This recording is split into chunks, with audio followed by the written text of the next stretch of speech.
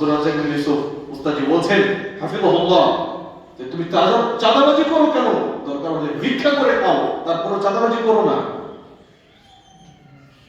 এই চাঁদাবাজরা মানুষকে হয়রানি করে, মানুষকে কষ্ট দেয়।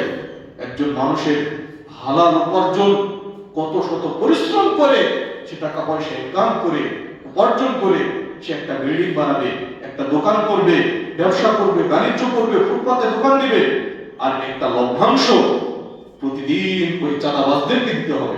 এটা কত বড় জুলুমবাজ, কত খারাপ নিকৃষ্ট মানুষ এরা। অতএব চাঁদাবাজি যারা করবে তাদের ইনকাম কি হালাল হবে?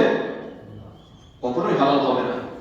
আমরা চাঁদাবাজদেরকে বাহবা জানাই, আর সামান্য জুতা চোর, মুরগি চোর এদেরকে ধরি আমরা, কিন্তু চাঁদাবাজ যারা তাদেরকে আমরা টের পাই না, তাদের বিচার হয় না। সম্মানিত উপস্থিতি, অতএব আল্লাহ সুবহানাহু ওয়া তাআলা আমাদের সকলকে পরিশ্রম করে খাওয়ার তৌফিক দান করুন, আল্লাহুম্মা আমিন। সবসময় আল্লাহ সুবহানাহু ওয়া তাআলার কাছে শারীরিক সুস্থতা চাইবেন। রাসূলুল্লাহ সাল্লাল্লাহু আলাইহি ওয়াসাল্লাম দোয়া করেছেন, হে আল্লাহ, জীবনের শেষ বার্ধক্যের দুর্বলতা থেকে আপনি আমাকে মুক্তি দিন। অতএব আল্লাহ সুবহানাহু ওয়া তাআলা আমাদের সকলকে কবুল করুন, আল্লাহুম্মা আমিন। সম্মানিত উপস্থিতি, কর্মমুখর জীবন গঠনের উপায় কি? আমরা কিভাবে আমাদের জীবনকে কর্মমুখর করব? এক্ষেত্রে আপনাকে আলস্য ত্যাগ করতে হবে, আর ফজরের সালাত জামাতে আদায় করতে হবে। এটা হচ্ছে প্রথম ধাপ।